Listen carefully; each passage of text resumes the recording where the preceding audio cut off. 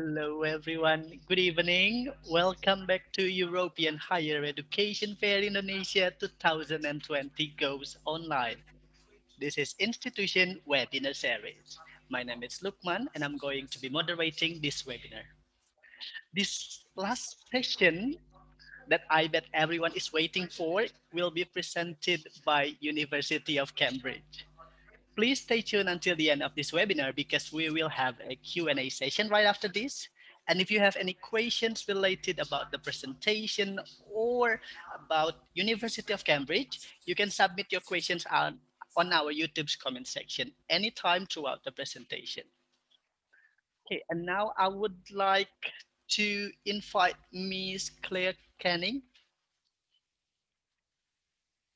Yes, the time is yours. Thank you very much. Hi, everybody. Thanks very much for joining me for this session. I'm just going to share my screen, so just bear with me for 1 second while I do that.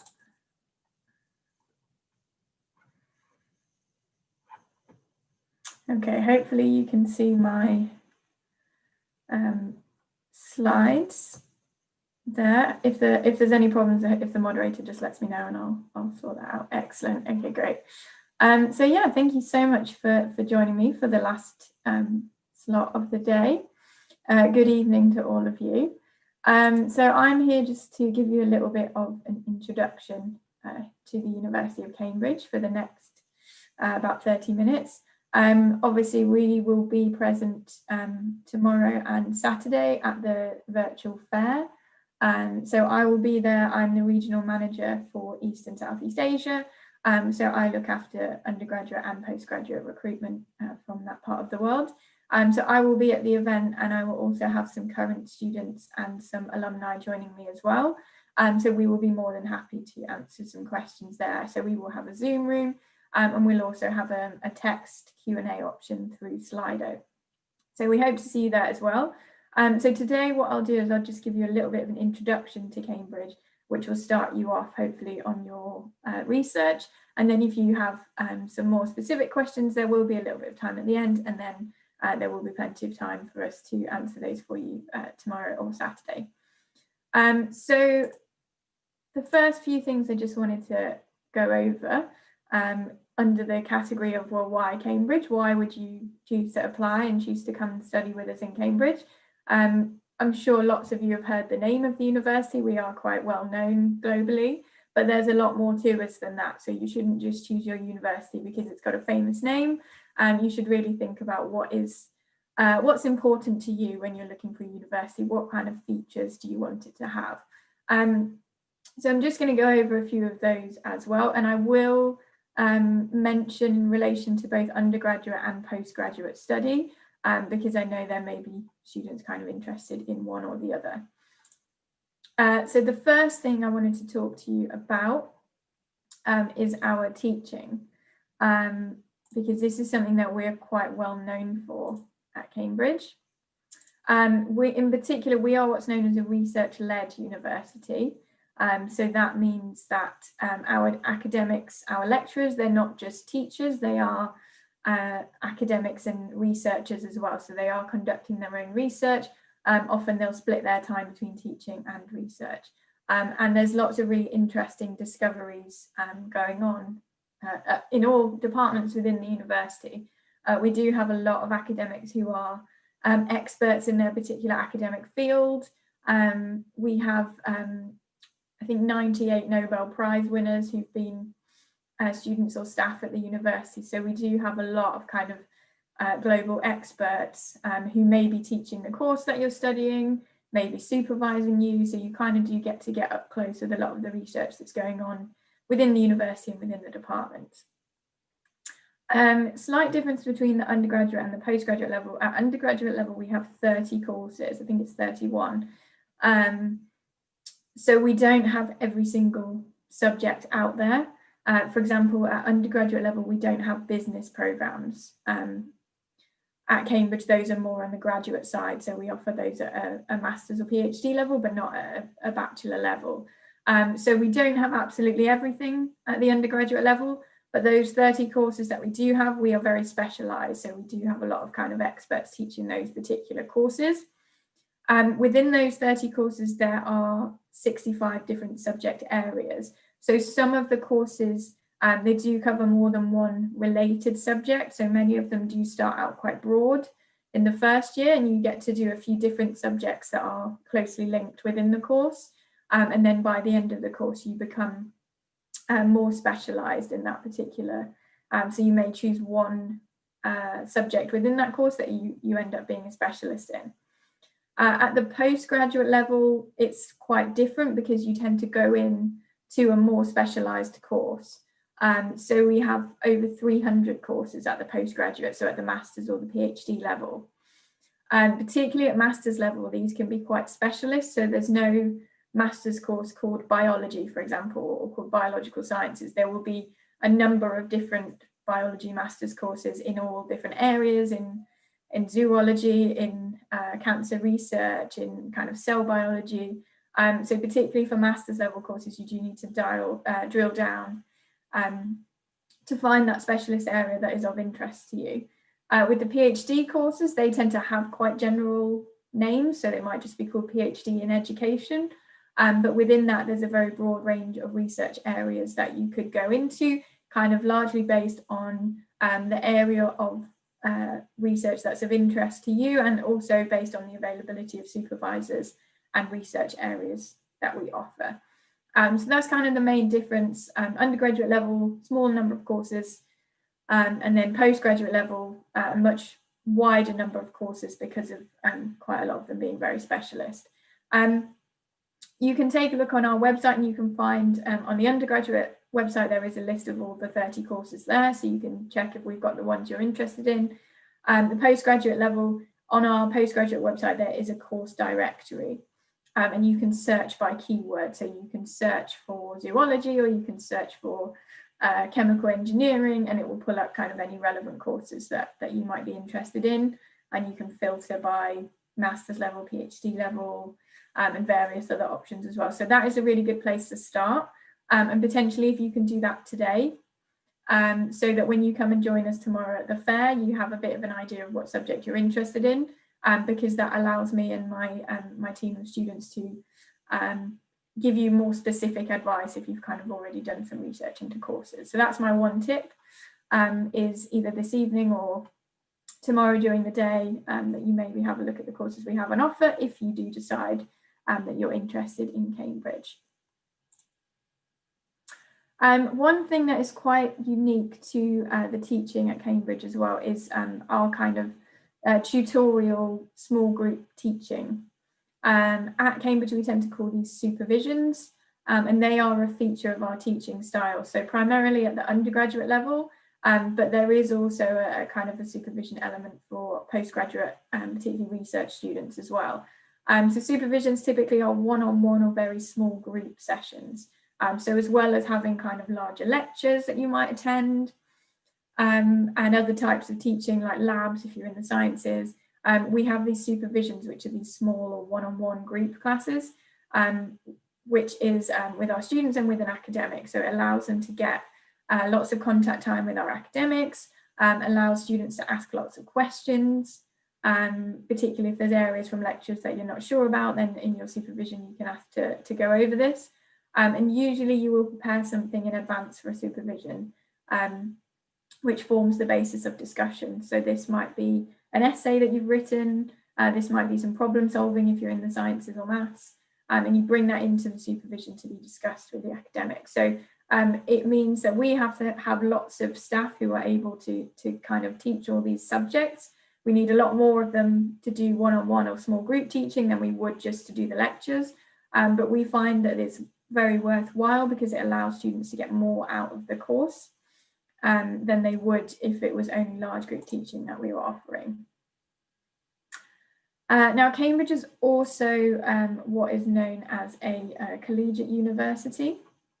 This is kind of a different wording to, we don't mean a college like a US university might refer to themselves as a college. What we mean by this is that at Cambridge, rather than being one big university campus, we are made up of lots of colleges, so lots of effectively smaller campuses. So there are 31 of them in Cambridge altogether, and they are spread all over the city. So if you look at a map of Cambridge and you look at where the colleges are, we are all over the city. So there's 31, 29 of them are open to undergraduate students, and 2 of them are for graduate only. So if you're applying to undergrad, you'll have 29 to choose from. If you're applying to a postgraduate, you'd have 31 to choose from. And each college, as I said, is kind of like a mini campus. So they provide accommodation. So all of our undergraduate students are guaranteed accommodation in the college for at least 3 years. And quite a lot of our postgraduate students do receive accommodation as well within or nearby to the college. There'll also be facilities for catering. So there is the cafeteria, and there's also the dining hall where we have more formal dinners, because it is a Cambridge tradition to kind of gather, wear the academic gowns and meet for formal dinners. So we do that quite regularly within colleges as well. You'll find study facilities, so you'll find a college library. And in fact, in Cambridge, we have over 100 libraries in total. So each college has at least one, every department has one, and we have a central main library as well. In the college, you'll also find lots of recreation facilities. So there's the college bar, there's the common room, there's one for undergraduates, and then there's another one for postgraduates as well, where you can socialise with friends. There'll be sports facilities, music facilities, there might be a swimming pool, there are in some of our colleges. So the things you would expect a university campus to have, but each one of our colleges has all these things. For undergraduate students, the colleges do play a role in admissions as well. So for undergraduates, they are admitted by the college. For postgraduates, that's slightly different, because for postgraduates, you are admitted primarily by your department. So there is a slightly different application process for both, which I will touch on in a little while. So what the university does, amongst many things, but one of the university's roles is standardizing the course content. Because a lot of people think that we put all of the students from one subject in one college. So people might think all historians are in one college, and all the natural scientists are in another college, but that's not the case. Students from different subjects are dispersed throughout all of the colleges. So you'll find students from most subjects in most colleges, because that means that our students get the opportunity to mix with students from different subjects, not be all the time with people doing the same course as you. So you'll find people from all kinds of different courses, all different backgrounds from all around the world in each of those colleges. So the university and the department, they will kind of set the content for that particular course, so that you'll be studying the same things kind of regardless of what college you go to. That won't differ too much, because you'll be going to lectures with people from different colleges who also study your course. The exam you sit at the end of the year, that will be sat by the university and the department as well. So all of you will do the same exam, and the degrees are awarded by the University of Cambridge as well. So regardless of which college you go to, you get a University of Cambridge degree. When applying to Cambridge, there is an option to select which college you would most like to go to, so your kind of preference college. If you're applying for an undergraduate course, you can just choose one college that you want to view your application. If you're applying to a postgraduate course, you can actually put down 2 preferences, so your first and second choice. So again, a slight difference there. In both cases, you don't have to choose a college. So you can make what's called an open application, which is where you don't choose. If you really want to come to Cambridge, but you don't mind which college, you'd be happy with any of our options, then you make what's called an open application, and we will allocate you to a college, rather than you having to make that decision. So that is an option for you as well. So generally we say if you have a preference, you have one particular college in mind that you'd really like to go to, do let us know in the application. If not, feel free to apply open, and we will allocate you then to a particular college for you. Okay, and something else I just wanted to talk to you about is the kind of environment within the college. So the college community, this is a really distinctive feature of life at Cambridge. It is quite academically intense studying at Cambridge. Our degrees are quite challenging, but we do provide a lot of support for students so that they are in the kind of the best mental and physical shape that they can be in order to kind of tackle their subject and get the most out of their time at Cambridge. So a lot of that support does come from within the college, and our students do get a tutor allocated to them. So our undergraduate students will get a director of studies who is like an academic tutor, and they'll get a pastoral tutor who's a kind of a non-academic tutor, so an academic from a different subject. And they are there to kind of meet with students regularly. You can talk to them about what subjects you want to study, what modules you want to take. You might discuss your future career plans and the internship that you're trying to get. They might help you with that. So there's lots of support available there. For postgraduate students, you would get what's called a graduate tutor, which is a similar role, which is somebody that you meet with and you kind of discuss your research, what your plans are there. They can offer you some support, all those kinds of things. And there's also lots of other people within college whose role is kind of to look after our students. So there's people like the college nurse, you can see if you're not feeling well. And there's lots of groups within college like the Students' Union group, which is a kind of a representative group that looks after our students. And on that group, there is an international student representative as well, who kind of makes sure that our international students are happy. And if they have any things that they want to raise, then they can do so through that format. There are lots and lots of services within the university who are there to support as well. In particular, there is the careers service, who I will talk to you a little bit more about in a moment. But we also have a free and impartial counselling service for students that need that. We have a disability resource centre who can help, for example, students who are used to getting extra time in their exams at their school or at their university. They can talk to our disability resource centre and we can set up something similar. And our Students' Union do have lots of kind of events and activities for international students. So at the start of the academic year, typically we have an International Freshers Week, where international students tend to arrive a few days before most of the UK students, so they have a bit more time to get settled in.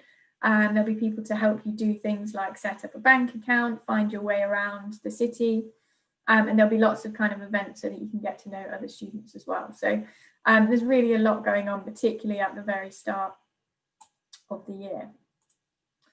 The career service I wanted to mention in relation to graduate prospects, so what you can do with a Cambridge degree after graduation, what benefit is there to you of a Cambridge degree?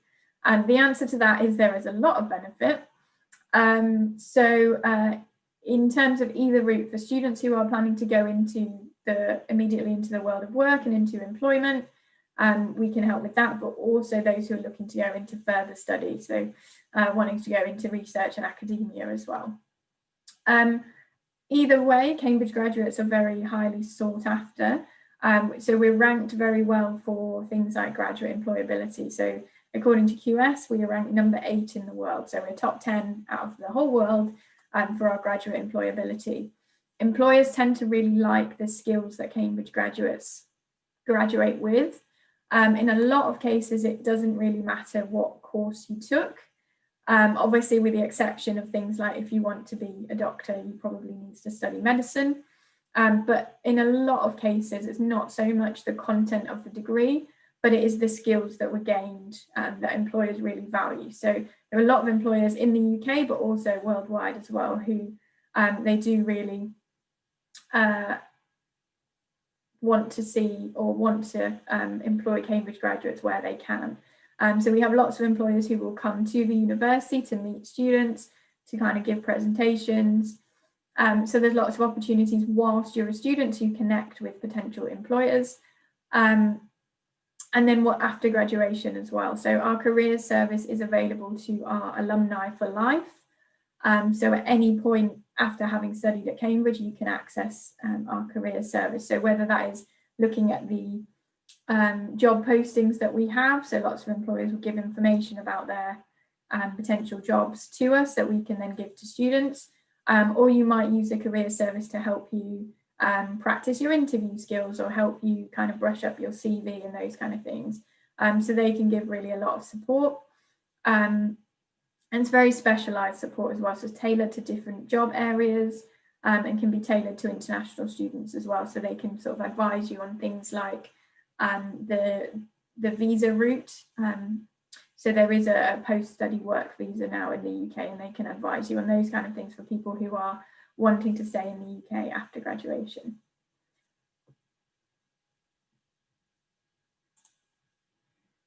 So just to take a little look at the application process now for the next few minutes.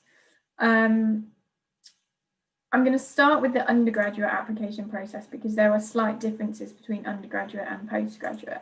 So I'm going to start with this one. So if you are thinking of applying to us for undergraduate study, please pay attention now. If you are thinking of applying for postgraduate study, please ignore this particular slide. And when we get to the next slide, that will be relevant to you. So for undergraduate study, we use the UCAS application system. So this is the one that all the UK universities use for undergraduate applications. Some may use it for postgraduate, but all use it for undergraduate. The way that UCAS works is that you can apply to up to 5 university choices with the one application. The only rule in terms of where you can apply is you can only apply to one of Oxford or Cambridge. You can't apply to both in the same application cycle. So there is one decision that you might need to make there. But otherwise, you can choose your 5 universities. The first thing you're going to do is choose the course that you're going to apply to. So you're going to look at that list of the 31 courses that Cambridge has, choose the one that you're most interested in. And it is really important that you choose a course you're interested in because you're going to be studying it in a lot of depth for 3 or 4 years. So that is really important, and it is something we look for in the application process, is we do look for students who have a real genuine interest in that course. The next thing you're going to do is you're going to choose your college, or you're going to make an open application. So we mentioned this a little bit earlier. You may have a particular Cambridge college that you want to apply to. You may not, in which case you can make an open application. We'll then allocate you to a college who will then be the one that considers your application. We do also have admissions assessments for undergraduate entry. So that's an assessment in the subject area that you're applying to study. So you do need to check on our website and find out when that might be, whether you need to register in advance, and you can find out some of the content that might be in that assessment as well, so that you're prepared and ready for that in plenty of time. The UCAS application deadline, if you are applying to Cambridge, Oxford, medicine or veterinary medicine, you need to apply by the 15th of October. That would be our final deadline. But if you are planning to have an overseas interview with us in Singapore or in Malaysia, then you need to apply by the 20th of September. We do interview as part of our application process for undergraduate. This can be done overseas. So as I mentioned, we do have options to do this in Singapore or in Malaysia. So you would need to travel there from Indonesia. Or the other option is that we do have interviews here in Cambridge. So you could choose whether you prefer to go to Singapore or Malaysia, or whether you would prefer to come to Cambridge because you want to have a look around the university as well. Typically, we advise you to go to the closer location. So if you can, we would suggest going to Singapore or Malaysia so that you don't have the expense of traveling all the way to the UK, and so that you don't have to deal with things like jet lag when you're having your interview. The interview is an academic-based conversation. So it's not just a chat, it is a conversation about your academic interests. Finding out your academic ability and your potential, whether we think you do really well with the kind of teaching that we have at Cambridge. So that's kind of what the interview is looking into. And then you would find out your decision. So whether you've been accepted or not, you would find that out in January, usually around about the middle of January. And if you're still in high school, we'd give you, if we want to accept you, we would give you what we call a conditional offer. So that is then conditional upon you achieving at a certain level in your final exams. And do just check on our entry requirements as well. We do have our entry requirements listed on our website, so you can get an idea of what kind of level we're looking for. Okay, so moving on to the postgraduate application process. So for those of you who are thinking of applying to master's or PhD courses, this is where you need to pay attention. Those of you interested in undergraduate, you can just take a break for a minute and you can think about what I was just talking about for the previous slide. So this one is the postgraduate application process. The first step is the same. So choose your course. You again are applying to study a particular program, and you can take a look on our course directory and search for the courses that you might be interested in. Step 2 is checking the deadlines. So there are 2 deadlines for all of our postgraduate courses. There is a course deadline and there is a funding deadline. So when you apply, there is an option for you to tick in the application which says, I want to be considered for funding. If you do that, we will consider you for any scholarships you might be eligible for. But to do that, you need to apply by the funding deadline, which is earlier than the course deadline. So if you are going to be reliant on receiving scholarships or funding, you need to make sure you apply by that funding deadline. And then you tick that box. It says you want to be considered for funding. We will then consider you. If you miss the funding deadline, but the course is still open, you can apply to the course, but we won't consider you for any of the scholarship funding. So if you're thinking you might need scholarships, do make sure that you know when that funding deadline is. Typically, they are in either December or January. So you do have to apply quite early. If you're wanting to start with us September, October, that deadline will be the previous December, January. So you do need to be ready to apply. You apply through our applicant portal. So that isn't an external system like UCAS. That is through our website. So you go on the Postgraduate Admissions Cambridge website and you go to the course page of the course you want to apply to. And then on the right-hand side, you'll see a black box that says apply now. You click on that box and that will take you to the applicant portal. So you can do that directly through our website. You input all your information there. And you need to submit 2 academic references as part of your application. What you do is you input the email contact for your referee, and then we will contact them and ask them to submit the reference directly to us. So you need to make sure that your referees are aware and are expecting an email from us and are expecting to submit you a reference. Your whole application has to be completed by the deadline, including that reference. So you don't want your application to be invalid because your referee didn't get around to filling out the reference. So you do need to make sure that your referees are kind of ready to submit that for you. The next step is the college choice. So for postgraduate, as I mentioned before, you can choose up to 2 different colleges to put down as your preferences. This is probably slightly less crucial than it is for undergraduate, because for postgraduate, it is the department who makes the decisions, who decides whether to admit you. If a department wants to admit you, then one of the colleges will definitely accept you. So if the department says, yes, we would like this person to attend, then your application will go to the colleges. It will go to your first preference first of all, and they will see if they have space. Then it might go to your second preference. Then it might be that a different college accepts you that isn't one of your first or second choice. Most students do get their first or second choice, but it depends kind of how many students put down which college. It may be that you get a different college. But if the department wants to accept you, then one of the colleges definitely will as well, which means you'll become part of the University of Cambridge and part of one particular college as well. So once you've done all those things, you put down the course, you've applied through the applicant portal in time for the funding deadline, you said you want to be considered for funding, you've got your 2 referees to submit your references. Once that's all done, you can submit your application. Some applicants might be interviewed. So this isn't the case for all courses at postgraduate level. It's not the same as undergraduate.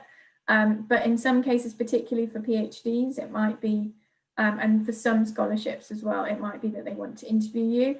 In this case, they can often do this either by phone or by something like this, something like Zoom or Skype or or any other software. So that can quite easily be done without you having to travel in that case.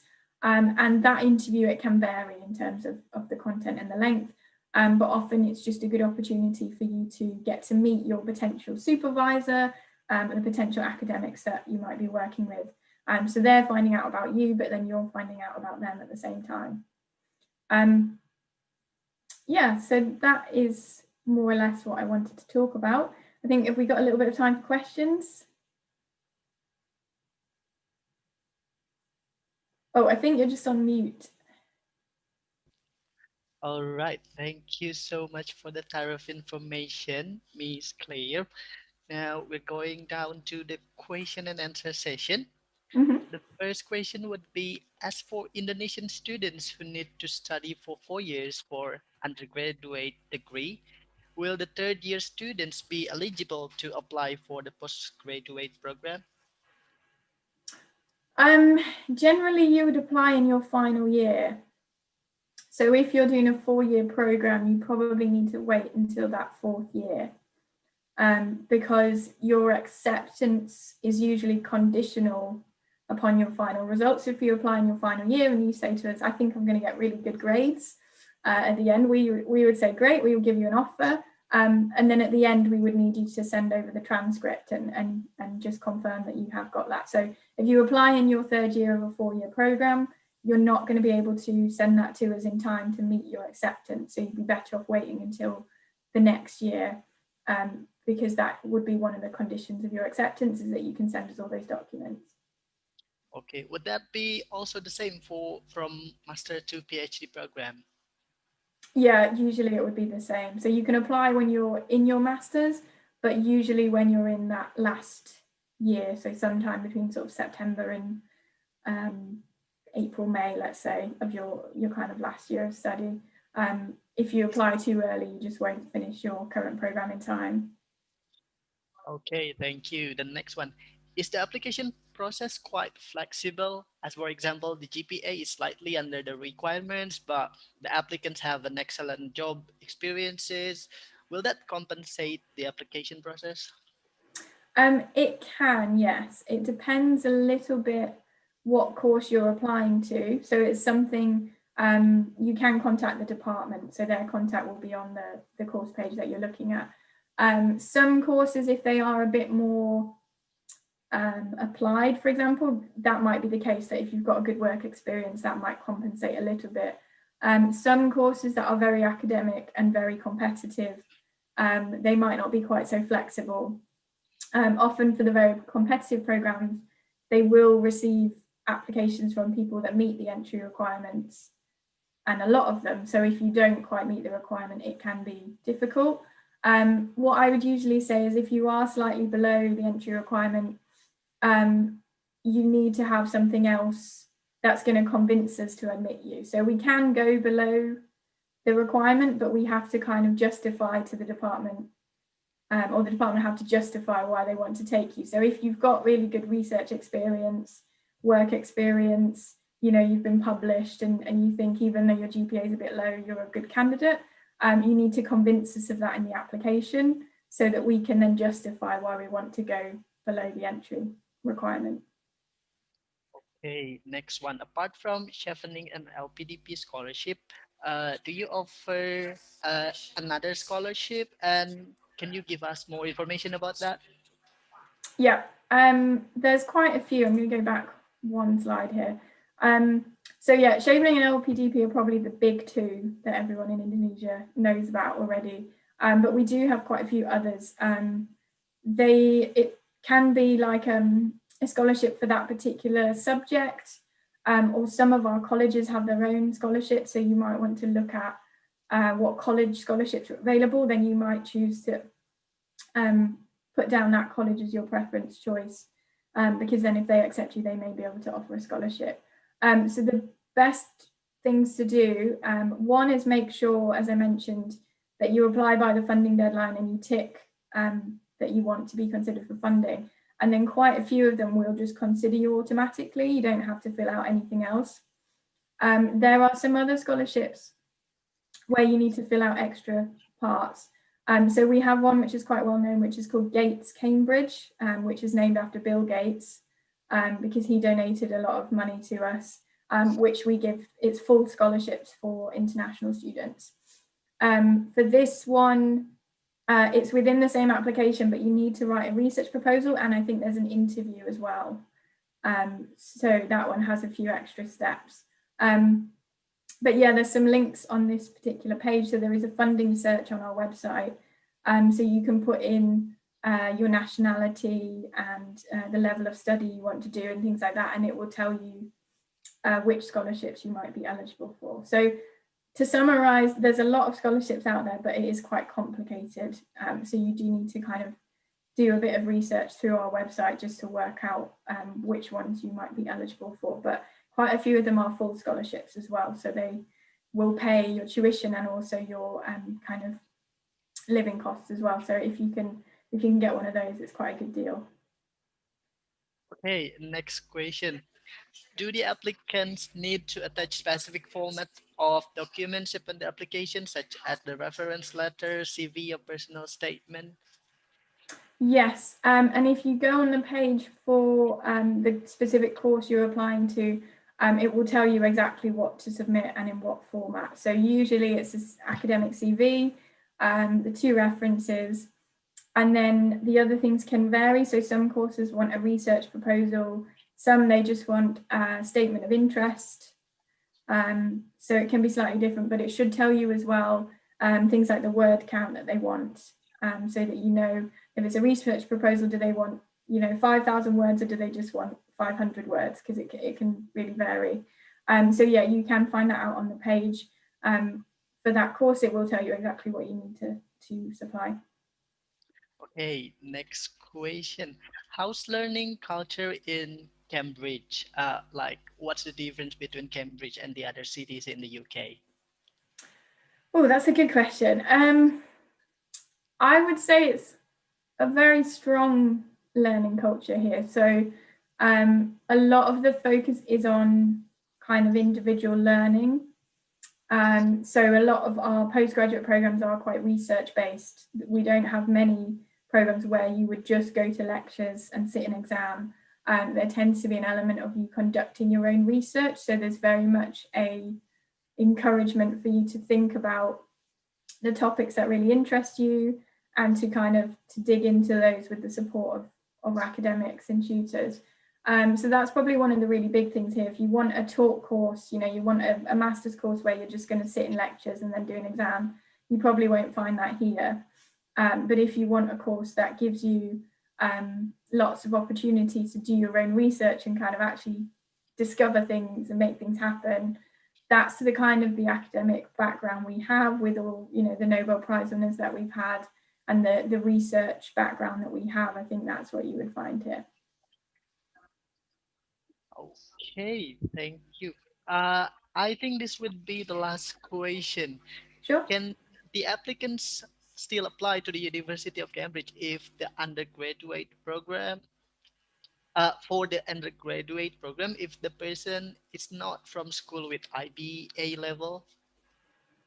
That depends a little bit. So we don't accept the Indonesian high school qualification for direct entry. So you may need to do some additional qualifications. So you may need to do a common one is the AP tests from the College Board. So if a student can take 5 of those in addition, or maybe they can take a couple of IB courses, or they might want to start university in Indonesia, and then after 1 year, then they might like to apply to us. So there's different options out there, but they may need to just do a little bit more planning because they can't just apply with their school certificate directly. Okay, I guess that's the end of our Q&A section. Thank you, Miss Clay, for all the information about University of Cambridge. And if you still have any questions or you're still interested to ask more, you can go to our virtual fair this Friday and Saturday. You'll be able to consult directly with this University of Cambridge or ask for the questions related to your study. Kindly access event.ehef.id and all the information will be there. Thank you once again, Miss Claire. Thank you very much for hosting. Okay, Okay. and that's the end of our session today. Thank you for watching and see you again tomorrow. Bye for now. Bye, everyone.